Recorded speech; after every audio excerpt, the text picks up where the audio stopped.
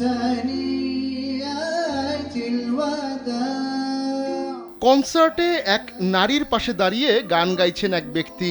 গানের আসরে এ ধরনের দৃশ্য নতুন কিছু নয়, তবে গান গাইতে থাকা ওই ব্যক্তি পেশায় আগে ইমাম ছিলেন, আর তাতেই ঘটেছে বিপত্তি। ইমামতি ছেড়ে দিয়ে এখন তিনি উঠে পড়েছেন গানের মঞ্চে।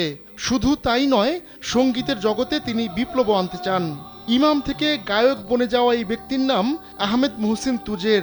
মঞ্চে দাঁড়িয়ে বিখ্যাত ইসলামী সঙ্গীত তলা আল বাদ্রু গাইছেন তিনি।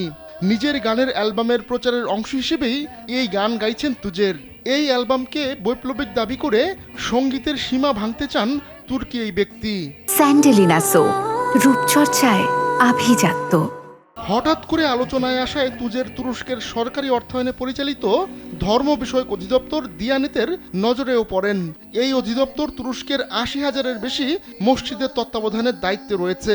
তুজেরের কর্মকাণ্ড খতিয়ে দেখতে তদন্তেও নামে দিয়ানেত। নিজের সঙ্গীতের মাধ্যমে তুজের অ ইসলামিক কোনো বার্তা দিচ্ছেন কিনা সেটিই দেখছে তারা।